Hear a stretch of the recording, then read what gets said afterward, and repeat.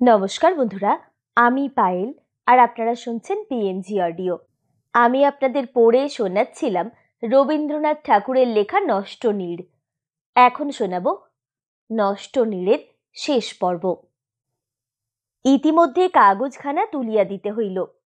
ভূপতি খরচ আর জোগাইয়া উঠিতে পারিল না। লোক সাধারণ নামক একটা বিপুল নির্মম পদার্থের যে সাধনায় ভূপতি দীর্ঘকাল দিন রাত্রি একান্ত মনে নিযুক্ত ছিল, সেটা এক মুহূর্তেই বিসর্জন দিতে হইল। ভূপতির জীবনে সমস্ত চেষ্টা যে অভ্যস্ত পথে গত 12 বৎসর অবিচ্ছেদে চলিয়া আসিতেছে, সেটা হঠাৎ এক জায়গায় যেন জলের মাঝখানে আসিয়া পড়িল। ইহার জন্য ভূপতি কিছুমাত্র প্রস্তুত ছিল না। অকস্মাৎ বাধাপ্রাপ্ত তাহার এত দিনকার সমস্ত উদ্যমকে সে কোথায় ফিরাইয়া লইয়া যাইবে?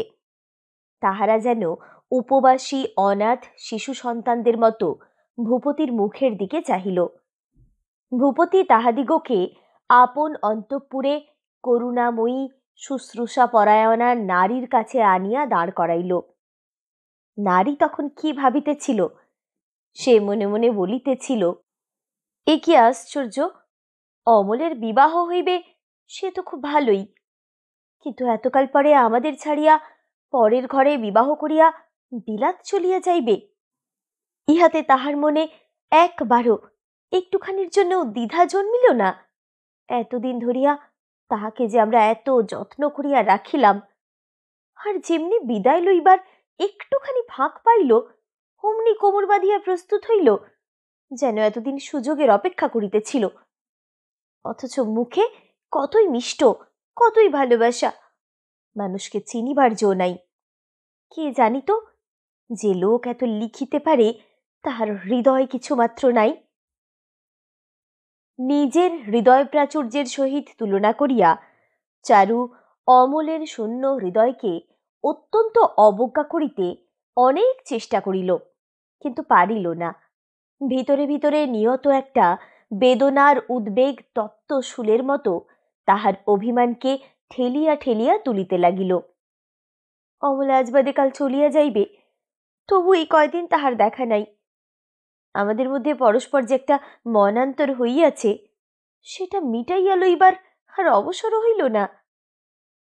চারু প্রতিক্ষণে মনে করে অমল আপনি আসিবে, তাহাদের এত দিনকার খেলাধুলা এমন করিয়া ভাঙিবে না। কিন্তু অমল আর আসেই না। অবশেষে যখন যাত্রার দিন অত্যন্ত নিকটবর্তী হইয়া আসিল, তখন চারু নিজেই অমলকে ডাকিয়া পাঠাইল।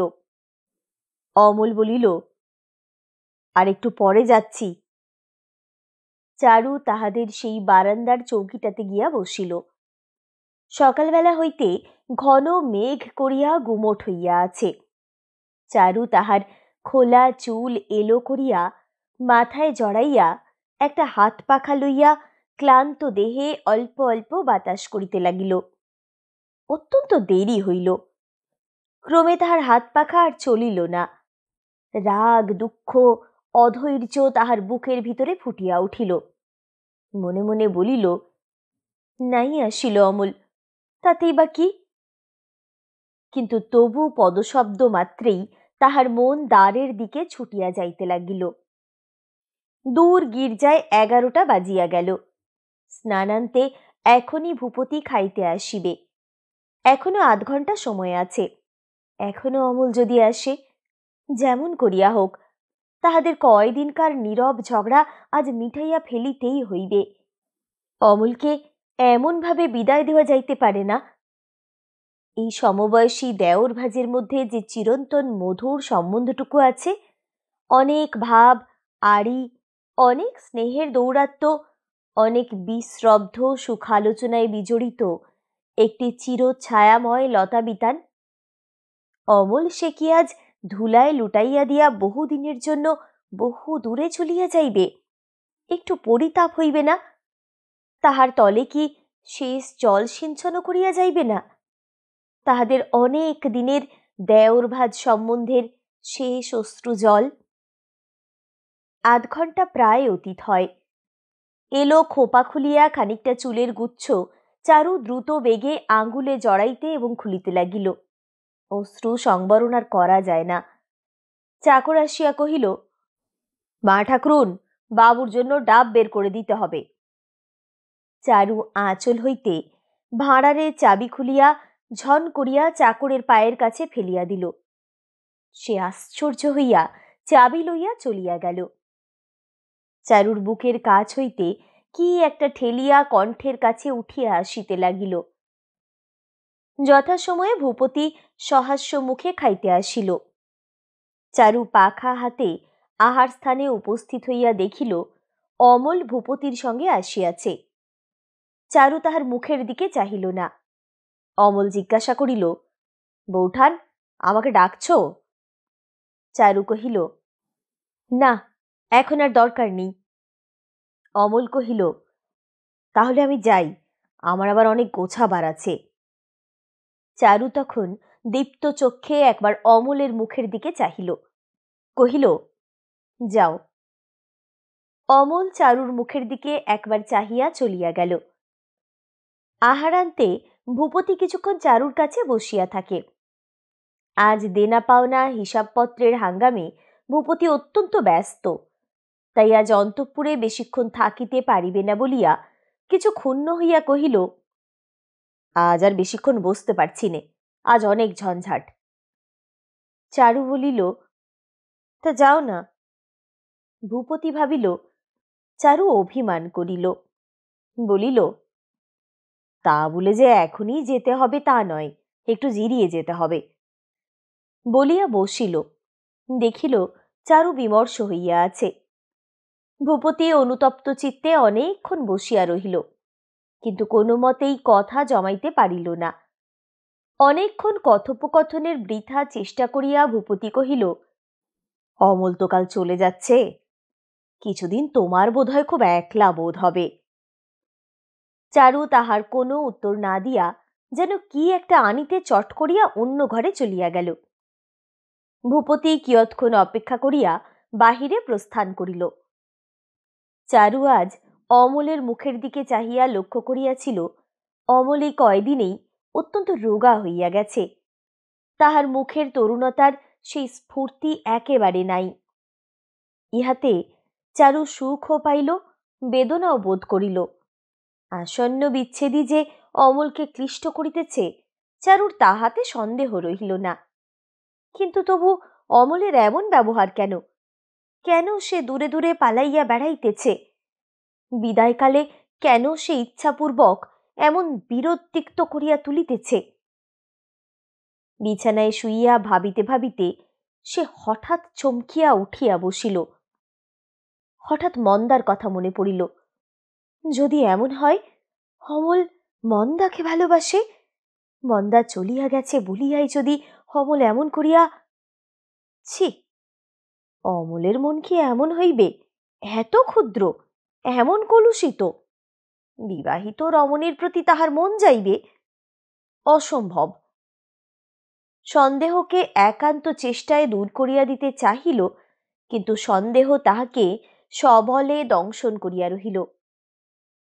এমনি করিয়া বিদায়কাল আসিল। মেঘ পরিষ্কার হইল না। অমল আসিয়া কম্পিত কণ্ঠে কহিল, বৌঠান, আমার যাবার সময় হয়েছে। তুমি এখন থেকে দাদাকে দেখো, তার বড় সংকটের অবস্থা। তুমি ছাড়া তার আর সান্ত্বনার কোনো পথ নেই। অমল ভূপতির বিষণ্ণ ম্লান ভাব দেখিয়া সন্ধান দ্বারা তাহার দুর্গতির কথা জানিতে পারিয়াছিল। ভূপতি যে কিরূপ নিঃশব্দে আপন দুঃখ দুর্দশার সহিত একলা লড়াই করিতেছে, কাহারও কাছে সাহায্য বা সান্ত্বনা পায় নাই, অথচ আপন আশ্রিত পালিত আত্মীয় স্বজন দিগকে এই প্রলয় সংকটে বিচলিত হইতে দেয় নাই, ইহা সে চিন্তা করিয়া চুপ করিয়া রহিল। তারপরে সে চারুর কথা ভাবিল, নিজের কথা ভাবিল। কর্ণমূল লোহিত হইয়া উঠিল। সবেগে বলিল, চুলোয় যাক আষাঢ়ের চাঁদ আর অমাবস্যার আলো। আমি ব্যারিস্টার হয়ে এসে দাদাকে যদি সাহায্য করতে পারি, তবেই পুরুষ মানুষ। গতরাত্রি সমস্ত রাত জাগিয়া চারু ভাবিয়া রাখিয়াছিল অমলকে বিদায়কালে কি কথা বলিবে। সহাস্য অভিমান এবং প্রফুল্ল ঔদাসীন্যের দ্বারা মাজিয়া মাজিয়া সেই কথাগুলিকে সে মনে মনে উজ্জ্বল ও শানিত করিয়া তুলিয়াছিল। কিন্তু বিদায় নেবার সময়ে চারুর মুখে কোনো কথাই বাহির হইল না। সে কেবল বলিল, চিঠি লিখবে তো অমল? অমল ভূমিতে মাথা রাখিয়া প্রণাম করিল। চারু ছুটিয়া শয়নঘরে গিয়া দ্বার বন্ধ করিয়া দিল। ভূপতি বর্ধমানে গিয়া অমলের বিবাহ অন্তে তাহাকে বিলাতে রওনা করিয়া ঘরে ফিরিয়া আসিল। নানা দিক হইতে ঘা খাইয়া বিশ্বাসপরায়ণ ভূপতির মনে বহিঃসংসারের প্রতি একটা বৈরাগ্যের ভাব আসিয়াছিল। সভা সমিতি মেলামেশা কিছুই তাহার ভালো লাগিত না। মনে হইল, এই সব লইয়া আমি এতদিন কেবল নিজেকেই ফাঁকি দিলাম। জীবনের সুখের দিন বৃথা বহিয়া গেল এবং সারভাগ আবর্জনা কুণ্ডে ফেলিলাম। ভূপতি মনে মনে কহিল, যাক, কাগজটা গেল ভালোই হইল, মুক্তি লাভ করিলাম। সন্ধ্যার সময়ে আঁধারের সূত্রপাত দেখিলেই পাখি যেমন করিয়া নীড়ে ফিরিয়া আসে, ভূপতি সেইরূপ তাহার দীর্ঘ দিনের সঞ্চরণ ক্ষেত্র পরিত্যাগ করিয়া অন্তঃপুরে চারুর কাছে চলিয়া আসিল। মনে মনে স্থির করিল, ব্যাস, এখন আর কোথাও নয়, এইখানেই আমার স্থিতি। যে কাগজের জাহাজটা লইয়া সমস্ত দিন খেলা করিতাম সেটা ডুবিল, এখন ঘরে চলি। বোধ করি ভূপতির একটা সাধারণ সংস্কার ছিল, স্ত্রীর ওপর অধিকার কাহাকেও অর্জন করিতে হয় না। স্ত্রী ধ্রুবতারার মতো নিজের আলো নিজেই জ্বালাইয়া রাখে, হাওয়ায় নেভে না, তেলের অপেক্ষা রাখে না। বাহিরে যখন ভাঙচুর আরম্ভ হইল, তখন অন্তঃপুরে কোনো খিলানে ফাটল ধরিয়াছে কিনা তাহা একবার পরখ করিয়া দেখার কথাও ভূপতির মনে স্থান পায় নাই। ভূপতি সন্ধ্যার সময়ে বর্ধমান হইতে বাড়ি ফিরিয়া আসিল। তাড়াতাড়ি মুখ হাত ধুইয়া সকাল সকাল খাইল। অমলের বিবাহ ও বিলাত যাত্রার আদ্যপান্ত বিবরণ শুনিবার জন্য স্বভাবতই চারু একান্ত উৎসুক হইয়া আছে স্থির করিয়া ভূপতি আজ কিছুমাত্র বিলম্ব করিল না। ভূপতি শোবার ঘরে বিছানায় গিয়া শুইয়া গড়গড়ির সুদীর্ঘ নল টানিতে লাগিল। চারু এখনো অনুপস্থিত, বোধ করি গৃহকার্য করিতেছে।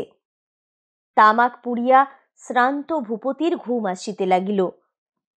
ক্ষণে ক্ষণে ঘুমের ঘোর ভাঙ্গিয়া চমকিয়া জাগিয়া উঠিয়া সে ভাবিতে লাগিল, এখনো চারু আসিতেছে না কেন। অবশেষে ভূপতি থাকিতে না পারিয়া চারুকে ডাকিয়া পাঠাইল। ভূপতি জিজ্ঞাসা করিল, চারু, আজ যে এত দেরি করলে? চারু তাহার জবাবদিহি না করিয়া কহিল, হ্যাঁ, আজ দেরি হইয়া গেল। চারুর আগ্রহপূর্ণ প্রশ্নের জন্য ভূপতি অপেক্ষা করিয়া রহিল। চারু কোনো প্রশ্ন করিল না। ইহাতে ভূপতি কিছু ক্ষুণ্ণ হইল। তবে কি চারু অমলকে ভালোবাসে না? অমল যতদিন উপস্থিত ছিল ততদিন চারু তাহাকে লইয়া আমোদ আহ্লাদ করিল, আর যেই চলিয়া গেল অমনি তাহার সম্বন্ধে উদাসীন। এইরূপ বিষদৃশ্য ব্যবহারে ভূপতির মনে খটকা লাগিল। সে ভাবিতে লাগিল, তবে কি চারুর হৃদয়ের গভীরতা নাই? কেবল সে আমোদ করিতেই জানে, ভালোবাসিতে পারে না। মেয়ে মানুষের পক্ষে এরূপ নিরাসক্ত ভাব তো ভালো নয়। চারু ও অমলের সখিত্বে ভূপতি আনন্দ বোধ করিত। এই দুইজনের ছেলে মানুষই ভাব ও আড়ি, খেলা ও মন্ত্রণা তাহার কাছে সুমিষ্ট কৌতুকাবহ ছিল। অমলকে চারু সর্বদা যে আদর যত্ন করিত, তাহাতে চারুর সুকোমল হৃদয়ালুতার পরিচয় পাইয়া ভূপতি মনে মনে খুশি হইত। আজ আশ্চর্য হইয়া ভাবিতে লাগিল, সে সমস্তই কি ভাষা ভাষা, হৃদয়ের মধ্যে তাহার কোনো ভিত্তি ছিল না। ভূপতি ভাবিল, চারুর হৃদয় যদি না থাকে তবে কোথায় ভূপতি আশ্রয় পাইবে? অল্প অল্প পরীক্ষা করিবার জন্য ভূপতি কথা পারিল, চারু, তুমি ভালো ছিলে তো? তোমার শরীর খারাপ নেই? চারু সংক্ষেপে উত্তর করিল, ভালোই আছি। ভূপতি কহিল, অমলের তো বিয়ে চুকে গেল। এই বলিয়া ভূপতি চুপ করিল। চারু তৎকালোচিত একটা কোনো সঙ্গত কথা বলিতে চেষ্টা করিল, কোনো কথাই বাহির হইল না। সে আড়ষ্ট হইয়া রহিল। ভূপতি স্বভাবতই কখনো কিছু লক্ষ্য করিয়া দেখে না, কিন্তু অমলের বিদায় শোক তাহার নিজের মনে লাগিয়া আছে বলিয়াই চারুর ঔদাসীন্য তাহাকে আঘাত করিল।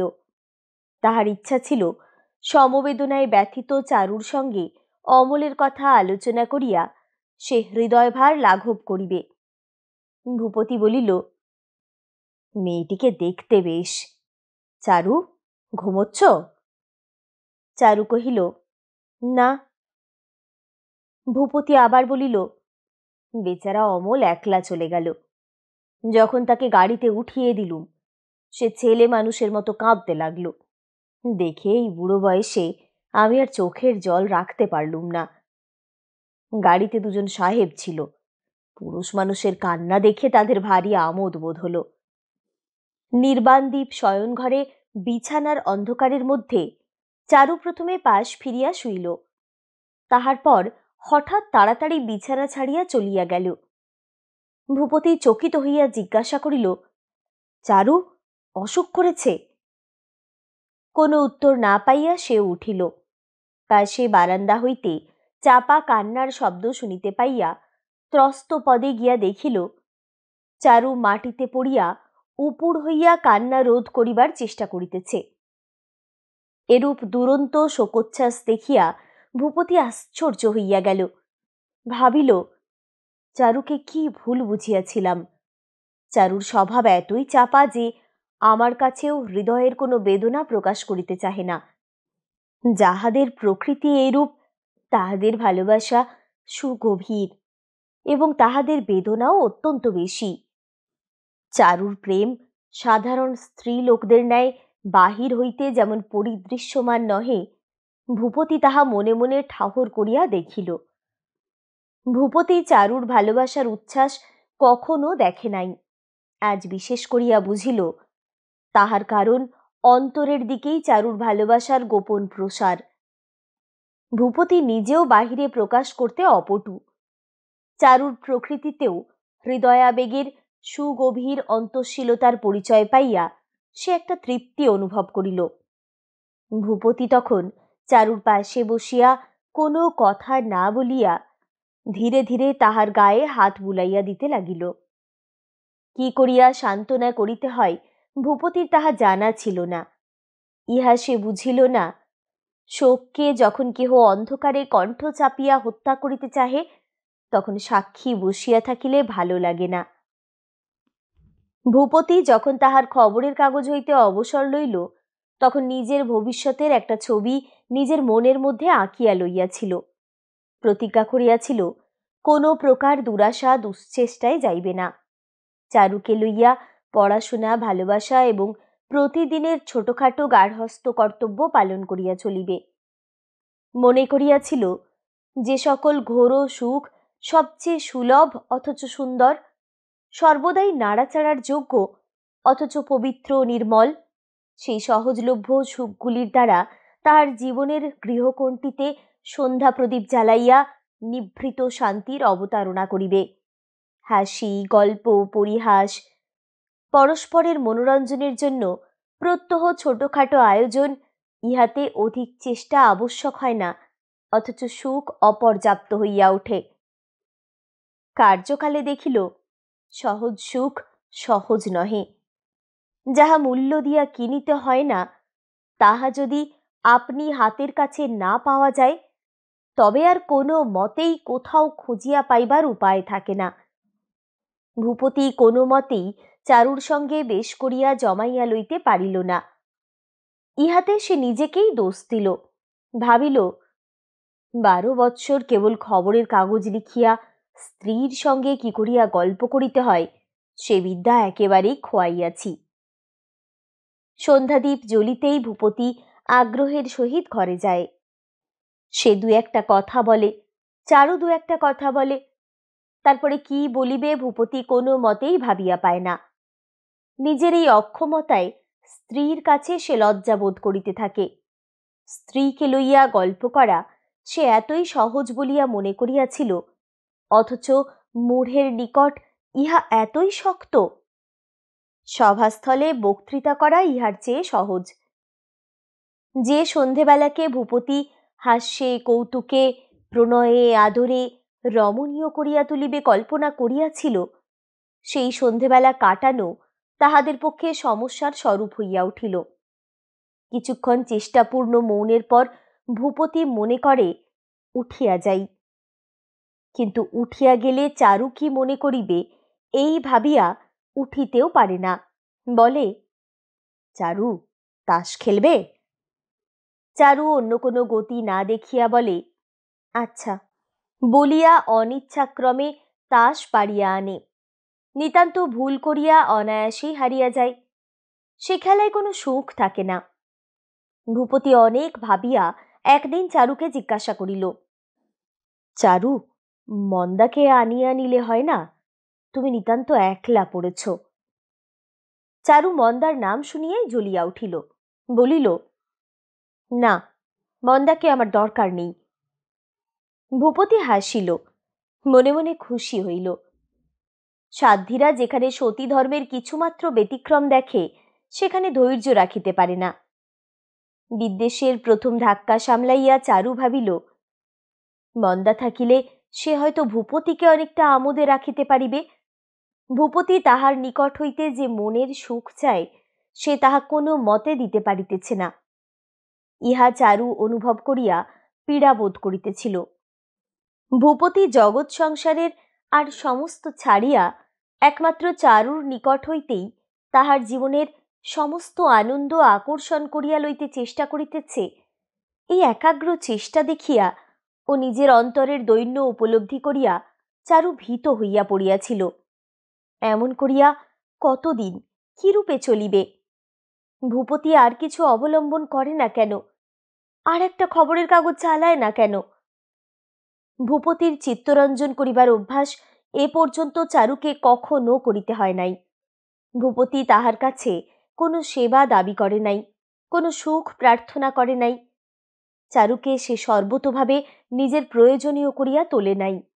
আজ হঠাৎ তাহার জীবনের সমস্ত প্রয়োজন চারুর নিকট চাহিয়া বসাতে সে কোথাও কিছু যেন খুঁজিয়া পাইতেছে না। ভূপতির কি চাই, কি হইলে সে তৃপ্ত হয়, তাহা চারু ঠিকমতো জানে না, এবং জানিলেও তাহা চারুর পক্ষে সহজে আয়ত্তগম্য নহে। ভূপতি যদি অল্পে অল্পে অগ্রসর হইত তবে চারুর পক্ষে হয়তো এত কঠিন হইত না, কিন্তু হঠাৎ এক রাত্রে দেউলিয়া হইয়া রিক্ত ভিক্ষাপাত্র পাতিয়া বসাতে সে যেন বিব্রত হইয়াছে। চারু কহিল, আচ্ছা, মন্দাকে আনিয়ে নাও, সে থাকলে তোমার দেখাশোনার অনেক সুবিধে হতে পারবে। ভূপতি হাসিয়া কহিল, আমার দেখাশোনা কিচ্ছু দরকার নেই। ভূপতি ক্ষুণ্ণ হইয়া ভাবিল, আমি বড় নিরস লোক, চারুকে কিছুতেই আমি সুখী করিতে পারিতেছি না। এই ভাবিয়া সে সাহিত্য লইয়া পড়িল। বন্ধুরা কখনো বাড়ি আসিলে বিস্মিত হইয়া দেখিত ভূপতি টেনিসন, বাইরন, বঙ্কিমের গল্প এই সমস্ত লইয়া আছে। ভূপতির এই অকাল কাব্যানুরাগ দেখিয়া বন্ধুবান্ধবেরা অত্যন্ত ঠাট্টা বিদ্রুপ করিতে লাগিল। ভূপতি হাসিয়া কহিল, ভাই, বাঁশের ফুলও ধরে, কিন্তু কখন ধরে তার ঠিক নেই। একদিন সন্ধ্যাবেলায় শোবার ঘরে বড় বাতি জ্বালাইয়া ভূপতি প্রথমে লজ্জায় একটু ইতস্তত করিল, পরে কহিল, একটা কিছু পড়ে শোনাবো? চারু কহিল, শোনাও না। ভূপতি কহিল, কি শোনাবো? চারু কহিল, তোমার যা ইচ্ছে। ভূপতি চারুর অধিক আগ্রহ না দেখিয়া একটু দমিল, তবু সাহস করিয়া কহিল, টেনিসন থেকে একটা কিছু তর্জমা করে তোমাকে শোনাই। চারু কহিল, শোনাও। সমস্তই মাটি হইল। সংকোচ ও নিরুৎসাহে ভূপতির পড়া বাঁধিয়া যাইতে লাগিল। ঠিকমতো বাংলা প্রতিশব্দ যোগাইল না। চারুর শূন্য দৃষ্টি দেখিয়া বোঝা গেল সে মন দিতেছে না। সেই দীপালোকিত ছোট ঘরটি, সেই সন্ধেবেলাকার নিভৃত অবকাশটুকু তেমন করিয়া ভরিয়া উঠিল না। ভূপতি আরও দু একবার এই ভ্রম করিয়া অবশেষে স্ত্রীর সহিত সাহিত্য চর্চার চেষ্টা পরিত্যাগ করিল। যেমন গুরুতর আঘাতে স্নায়ু অবশ হইয়া যায় এবং প্রথমটা বেদনার টের পাওয়া যায় না, সেইরূপ বিচ্ছেদের আরম্ভকালে অমলের অভাব চারু ভালো করিয়া যেন উপলব্ধি করিতে পারে নাই। অবশেষে যতই দিন যাইতে লাগিল ততই অমলের অভাবে সাংসারিক শূন্যতার পরিমাণ ক্রমাগতই যেন বাড়িতে লাগিল। এই ভীষণ আবিষ্কারে চারু হতবুদ্ধি হইয়া গেছে। নিকুঞ্জ বন হইতে বাহির হইয়া সে হঠাৎ এ কোন মরুভূমির মধ্যে আসিয়া পড়িয়াছে। দিনের পর দিন যাইতেছে, মরুপ্রান্তর ক্রমাগতই বাড়িয়া চলিয়াছে। এর মরুভূমির কথা সে কিছুই জানিত না। ঘুম থেকে উঠিয়াই হঠাৎ বুকের মধ্যে ধক করিয়া ওঠে। মনে পড়ে অমল নাই। সকালে যখন সে বারান্দায় পান সাজিতে বসে, ক্ষণে ক্ষণে কেবলই মনে হয় অমল পশ্চাৎ হইতে আসিবে না।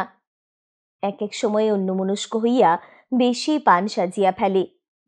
সহসা মনে পড়ে বেশি পান খাইবার লোক নাই। যখনই ভাঁড়ার ঘরে পদার্পণ করে মনে উদয় হয় অমলের জন্য জল খাবার দিতে হইবে না। মনের অধৈর্য অন্তঃপুরের সীমান্তে আসিয়া তাহাকে স্মরণ করাইয়া দেয় অমল কলেজ হইতে আসিবে না। কোনো একটা নূতন বই, নূতন লেখা, নূতন খবর, নূতন কৌতুক প্রত্যাশা করিবার নাই। কাহারও জন্য কোনো সেলাই করিবার, কোনো লেখা লিখিবার, কোনো শৌখিন জিনিস কিনিয়া রাখিবার নাই। নিজের অসহ্য কষ্ট ও চাঞ্চল্যে চারু নিজে বিস্মিত। মনোবেদনার অবিশ্রাম পীড়নে তাহার ভয় হইল। নিজে কেবলই প্রশ্ন করিতে লাগিল, কেন কেন এত কষ্ট হইতেছে? অমল আমার এতই কি যে তাহার জন্য এত দুঃখ ভোগ করিব? আমার কি হইল? এতদিন পরে আমার কি হইল? দাসী চাকর, রাস্তার মুটে মজুরগুলো নিশ্চিন্ত হইয়া ফিরিতেছে, আমার এমন হইল কেন? ভগবান হরি, আমাকে এমন বিপদে কেন ফেলিলে? কেবলই প্রশ্ন করে এবং আশ্চর্য হয়, কিন্তু দুঃখের কোনো উপশম হয় না। অমলের স্মৃতিতে তাহার অন্তর বাহির এমনি পরিব্যাপ্ত যে কোথাও সে পালাইবার স্থান পায় না। ভূপতি কোথায় অমলের স্মৃতির আক্রমণ হইতে তাহাকে রক্ষা করিবে, তাহা না করিয়া সেই বিচ্ছেদ ব্যথিত স্নেহশীল মূঢ় কেবলই অমলের কথাই মনে করাইয়া দেয়। অবশেষে চারু একেবারে হাল ছাড়িয়া দিল। নিজের সঙ্গে যুদ্ধ করায় ক্ষান্ত হইল। হার মানিয়া নিজের অবস্থাকে অবিরোধে গ্রহণ করিল। অমলের স্মৃতিকে যত্নপূর্বক হৃদয়ের মধ্যে প্রতিষ্ঠিত করিয়া লইল। ক্রমে এমনি হইয়া উঠিল, একাগ্র চিত্তে অমলের ধ্যান তাহার গোপন গর্বের বিষয় হইল। সেই স্মৃতিই যেন তাহার জীবনের শ্রেষ্ঠ গৌরব। গৃহকার্যের অবকাশে একটা সময় সে নির্দিষ্ট করিয়া লইল। সেই সময়ে নির্জন গৃহদ্বার রুদ্ধ করিয়া তন্ন তন্ন করিয়া অমলের সহিত তাহার নিজ জীবনের প্রত্যেক ঘটনা চিন্তা করিত। উপুড় হইয়া বালিশের ওপর মুখ রাখিয়া বার বার করিয়া বলিত, অমল অমল অমল। সমুদ্র পার হইয়া যেন শব্দ আসিত, বৌঠান, কি বৌঠান? চারু সিক্ত চক্ষু মুদ্রিত করিয়া বলিত, অমল, তুমি রাগ করিয়া চলিয়া গেলে কেন? আমি তো কোনো দোষ করি নাই। তুমি যদি ভালো মুখে বিদায় লইয়া যাইতে, তাহা হইলে বোধহয় আমি এত দুঃখ পাইতাম না। অমল সম্মুখে থাকিলে যেমন কথা হইত, চারু ঠিক তেমনি করিয়া কথাগুলি উচ্চারণ করিয়া বলিত, অমল, তোমাকে আমি একদিনও ভুলি নাই, একদিনও না, এক দণ্ডও না। আমার জীবনের শ্রেষ্ঠ পদার্থ সমস্ত তুমিই ফুটাইয়াছ। আমার জীবনের সার ভাগ দিয়া প্রতিদিন তোমার পূজা করিব। এই রূপে চারু তাহার সমস্ত ঘরকন্না, তাহার সমস্ত কর্তব্যের অন্তঃস্তরের তলদেশ সুড়ঙ্গ খনন করিয়া সেই নিরালোক নিস্তব্ধ অন্ধকারের মধ্যে অশ্রুমালা সজ্জিত একটি গোপন শোকের মন্দির নির্মাণ করিয়া রাখিল, যেখানে তাহার স্বামী বা পৃথিবীর আর কাহারও কোনো অধিকার রহিল না। সেই স্থানটুকু যেমন গোপনতম, তেমনি গভীরতম, তেমনি প্রিয়তম। তাহারই দ্বারে সে সংসারের সমস্ত ছদ্মবেশ পরিত্যাগ করিয়া নিজের অনাবৃত আত্মস্বরূপে প্রবেশ করে এবং সেখান হইতে বাহির হইয়া মুখোশখানা আবার মুখে দিয়া পৃথিবীর হাস্যালাপ ও ক্রিয়াকর্মের রঙ্গভূমির মধ্যে আসিয়া উপস্থিত হয়। এইরূপে মনের সহিত দ্বন্দ্ববিবাদ ত্যাগ করিয়া চারু তাহার বৃহৎ বিষাদের মধ্যে এক প্রকার শান্তি লাভ করিল এবং একনিষ্ঠ হইয়া স্বামীকে ভক্তি ও যত্ন করিতে লাগিল।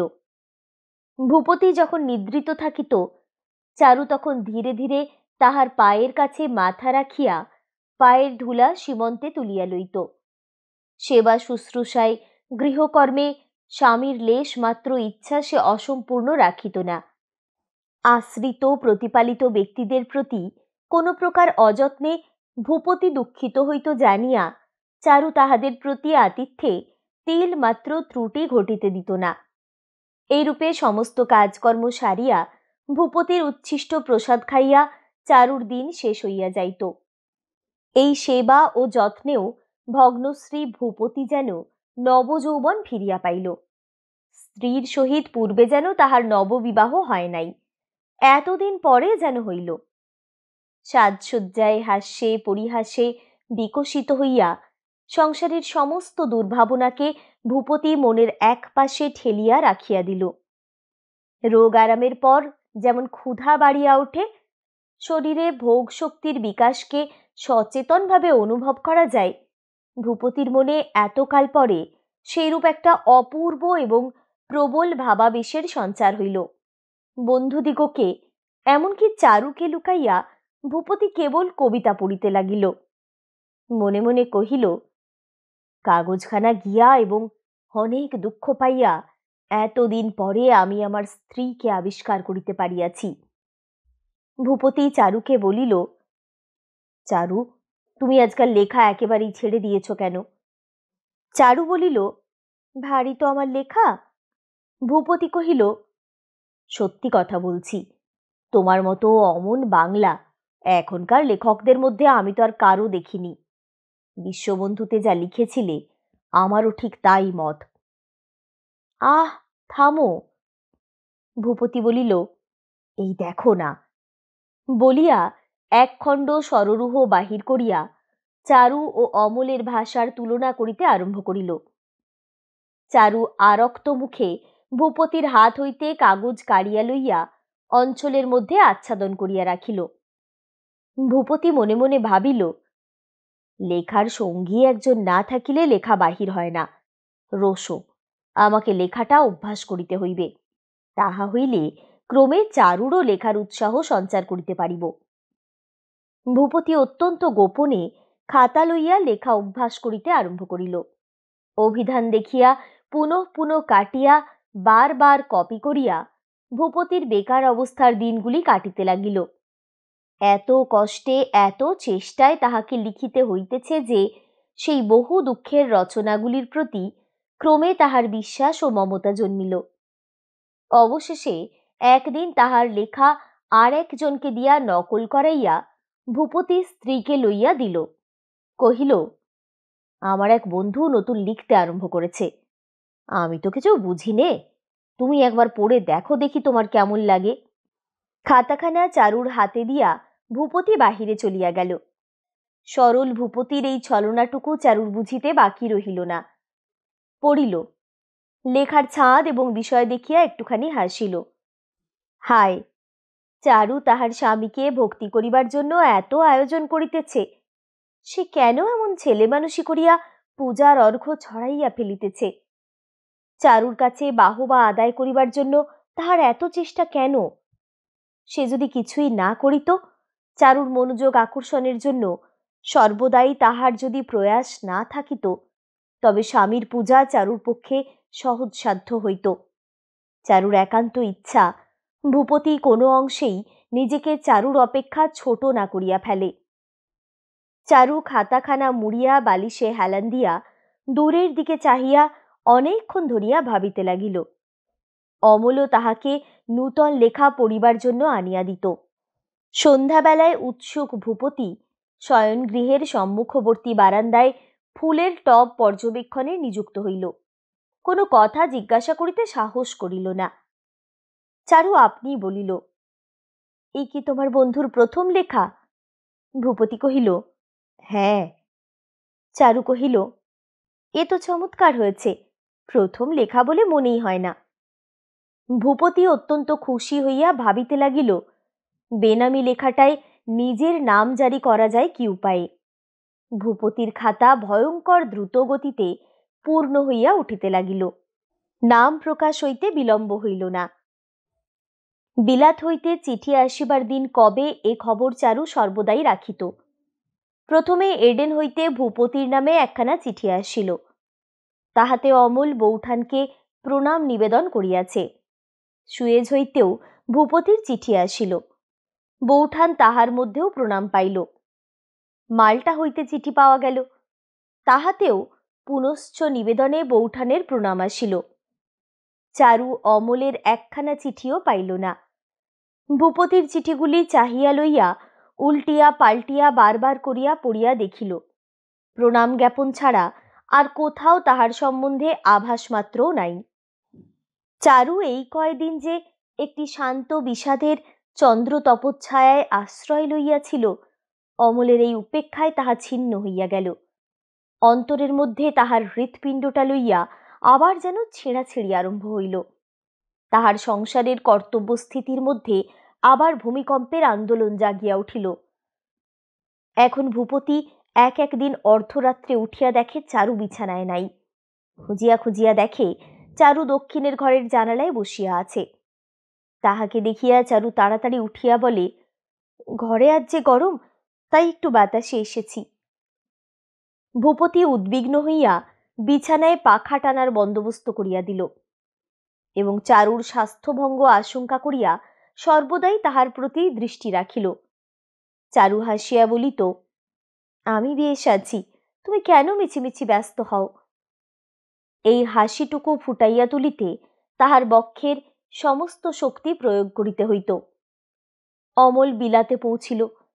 চারু স্থির করিয়াছিল পথে তাহাকে স্বতন্ত্র চিঠি লিখিবার যথেষ্ট সুযোগ হয়তো ছিল না। বিলাতে পৌঁছিয়া অমল লম্বা চিঠি লিখিবে, কিন্তু সে লম্বা চিঠি আসিল না।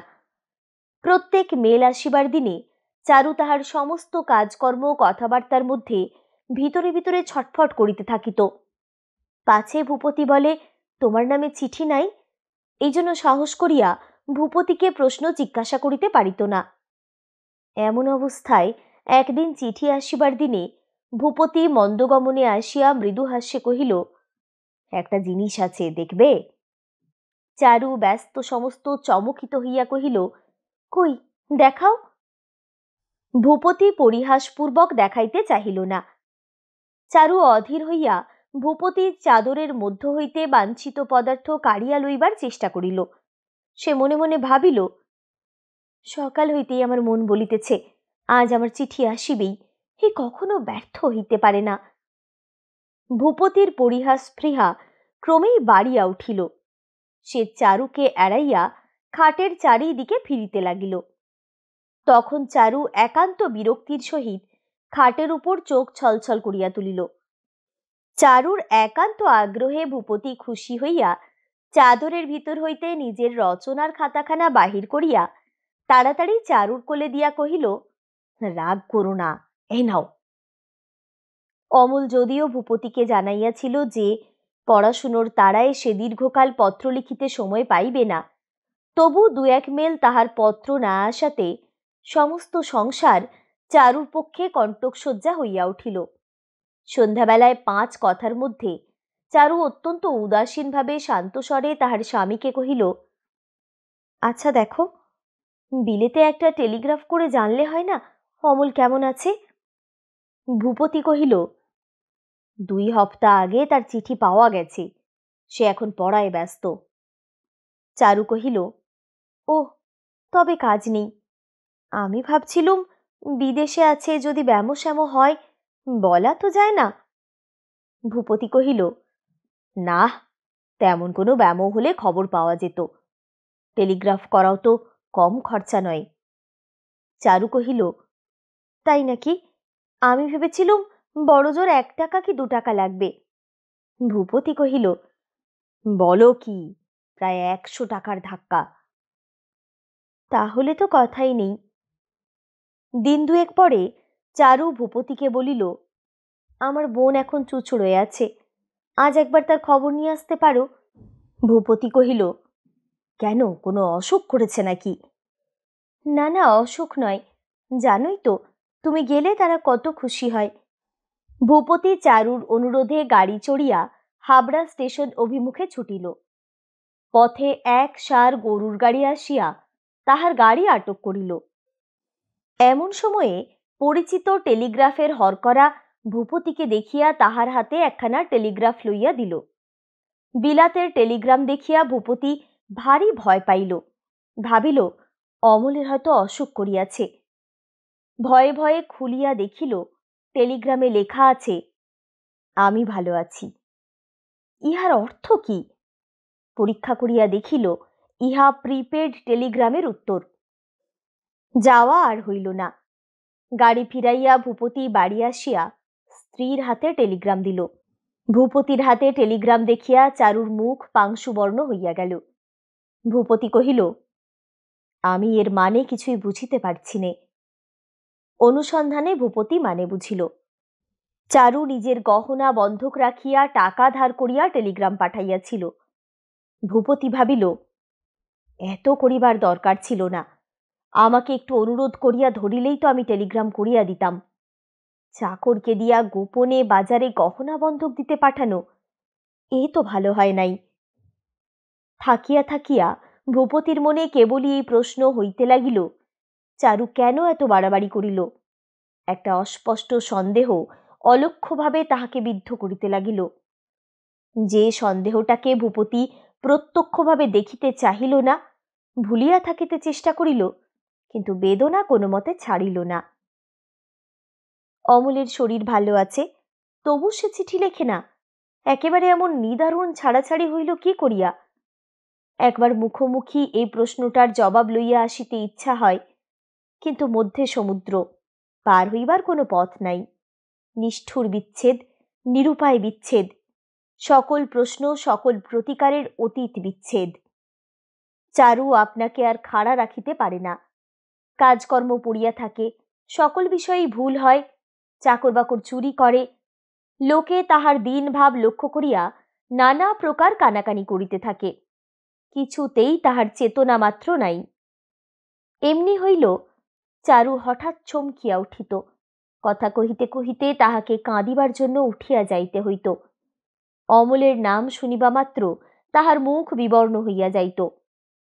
অবশেষে ভূপতিও সমস্ত দেখিল এবং যাহা মুহূর্তের জন্যেও ভাবে নাই তাহাও ভাবিল। সংসার একেবারে তাহার কাছে বৃদ্ধ শুষ্ক জীর্ণ হইয়া গেল। মাঝে যে কয়দিন আনন্দের উন্মেষে ভূপতি অন্ধ হইয়াছিল, সেই কয়দিনের স্মৃতি ইহাকে লজ্জা দিতে লাগিল। যে অনভিজ্ঞ বানর জহর চেনে না, তাহাকে ঝুটা পাথর দিয়া কি হেমনি করিয়া ঠকাইতে হয়? চারুর যে সকল কথায় আদরে ব্যবহারে ভূপতি ভুলিয়াছিল, সেগুলো মনে আসিয়া তাহাকে মূঢ় মূঢ় মূঢ় বলিয়া বেত মারিতে লাগিল। অবশেষে তাহার বহু কষ্টের বহু যত্নের রচনাগুলির কথা যখন তাহার মনে উদয় হইল, তখন ভূপতি ধরণীকে দ্বিধা হইতে বলিল। অঙ্কুশ তাড়িতের মতো চারুর কাছে দ্রুত পদে গিয়া ভূপতি কহিল, আমার সেই লেখাগুলো কোথায়? চারু কহিল, সেগুলো আমার কাছেই আছে। ভূপতি কহিল, সেগুলো দাও। চারু তখন ভূপতির জন্য ডিমের কচুরি ভাজিতেছিল। কহিল, তোমার কি এখনই চাই? ভূপতি কহিল, হ্যাঁ, এখনই চাই। চারু কড়া নামাইয়া রাখিয়া আলমারি হইতে খাতা ও কাগজগুলি বাহির করিয়া আনিল। ভূপতি অধীরভাবে তাহার হাত হইতে সমস্ত টানিয়া লইয়া খাতাপত্র একেবারে উনানের মধ্যে ফেলিয়া দিল। চারু ব্যস্ত হইয়া সেগুলো বাহির করিবার চেষ্টা করিয়া কহিল, এ কি করলে? ভূপতি তাহার হাত চাপিয়া ধরিয়া গর্জন করিয়া বলিল, থাক। চারু বিস্মিত হইয়া দাঁড়াইয়া রহিল। সমস্ত লেখা নিঃশেষে পুড়িয়া ভস্ম হইয়া গেল। চারু বুঝিল, দীর্ঘ নিঃশ্বাস ফেলিল। কচুরি ভাজা অসমাপ্ত রাখিয়া ধীরে ধীরে অন্যত্র চলিয়া গেল। চারুর সম্মুখে খাতা নষ্ট করিবার সংকল্প ভূপতির ছিল না, কিন্তু ঠিক সামনেই আগুনটা জ্বলিতেছিল। দেখিয়া কেমন যেন তাহার খুন চাপিয়া উঠিল। ভূপতি আত্মসংবরণ করিতে না পারিয়া প্রবঞ্চিত নির্বোধের মতো চেষ্টা বঞ্চনাকারিণীর সম্মুখেই আগুনে ফেলিয়া দিল। সমস্ত ছাই হইয়া গেলে ভূপতির আকস্মিক উদ্দামতা যখন শান্ত হইয়া আসিল, তখন চারু আপন অপরাধের বোঝা বহন করিয়া যেরূপ গভীর বিষাদে নীরব নতমুখে চলিয়া গেল, তাহা ভূপতির মনে জাগিয়া উঠিল। সম্মুখে চাহিয়া দেখিল, ভূপতি বিশেষ করিয়া ভালোবাসে বলিয়াই চারু স্বহস্তে যত্ন করিয়া খাবার তৈরি করিতেছিল। ভূপতি বারান্দার রেলিংয়ের উপর ভর দিয়া দাঁড়াইল। মনে মনে ভাবিতে লাগিল, তাহার জন্য চারুর এই যে সকল অশ্রান্ত চেষ্টা, এই যে সমস্ত প্রাণপণ বঞ্চনা, ইহা অপেক্ষা সকরুণ ব্যাপার জগৎ সংসারে আর কি আছে? এই সমস্ত বঞ্চনা এ তো ছলনাকারিণীর হেয় ছলনা মাত্র নহে। এই ছলনাগুলির জন্য ক্ষত হৃদয়ের ক্ষত যন্ত্রণা চতুর্গুণ বাড়াইয়া অভাগিনীকে প্রতিদিন প্রতি মুহূর্তে হৃৎপিণ্ড হইতে রক্ত নিষ্পেষণ করিয়া বাহির করিতে হইয়াছে। ভূপতি মনে মনে কহিল, হায় অবলা, হায় দুঃখিনী, দরকার ছিল না, আমার এসব কিছুই দরকার ছিল না। এতকাল আমি তো ভালোবাসা না পাইয়াও পাই নাই বলিয়া জানিতেও পারি নাই।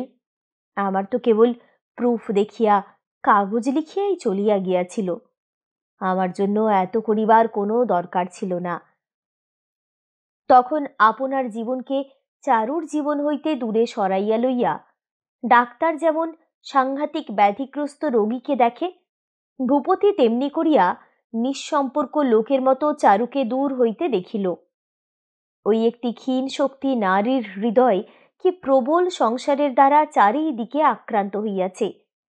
এমন লোক নাই যাহার কাছে সকল কথা ব্যক্ত করিতে পারে, এমন কথা নহে যাহা ব্যক্ত করা যায়, এমন স্থান নাই যেখানে সমস্ত হৃদয় উদ্ঘাটিত করিয়া দিয়া সে হাহাকার করিয়া উঠিতে পারে।